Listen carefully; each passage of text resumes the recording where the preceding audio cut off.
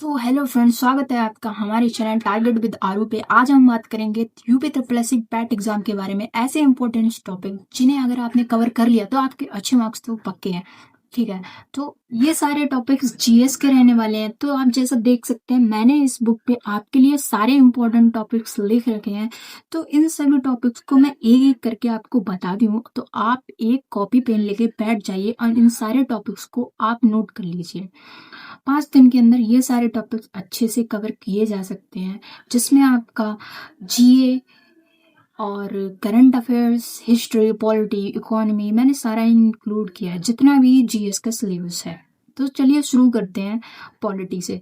तो आपको पॉलिटी में कौन कौन से टॉपिक पढ़ने हैं? सबसे पहले आपको पढ़ लेना है इम्पोर्टेंट आर्टिकल्स, जिसमें रहने वाले आपके fundamental right, DPSP, emergency, president, PM, parliament, ऐसे टॉपिक। फिर आपको पढ़ना है इम्पोर्टेंट अमेंडमेंट्स, यानी कि संविधान संशोधन।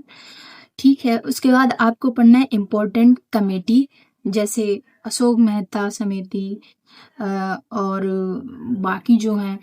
फिर उसके बाद आपको पढ़ना है इम्पोर्टेंट केसेस, जो भी इम्पोर्टेंट केस है आपको वो सारे देख लेने हैं।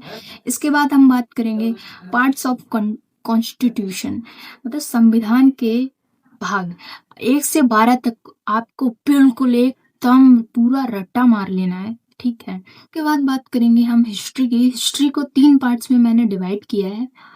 सबसे पहले बात करते हैं प्राचीन हिस्ट्री की, ओके, प्राचीन इतिहास की। ठीक है, जिसमें आपको पढ़ना है मगध साम्राज्य और मौर्य साम्राज्य, मौर्य साम्राज्य और जैन धर्म, बौद्ध धर्म, गुप्त काल और लेटर गुप्त पढ़ने हैं आपको।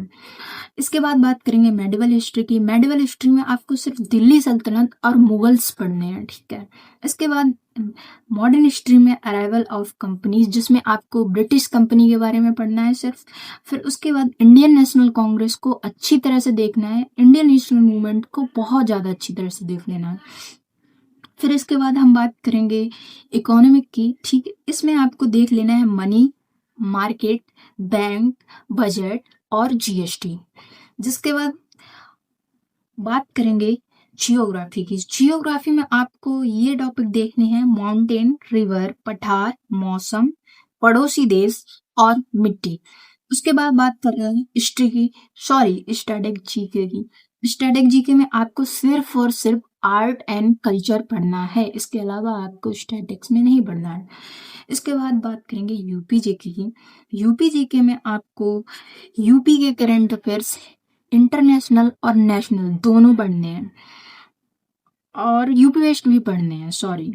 इसके बाद आपको स्कीम्स पढ़नी है।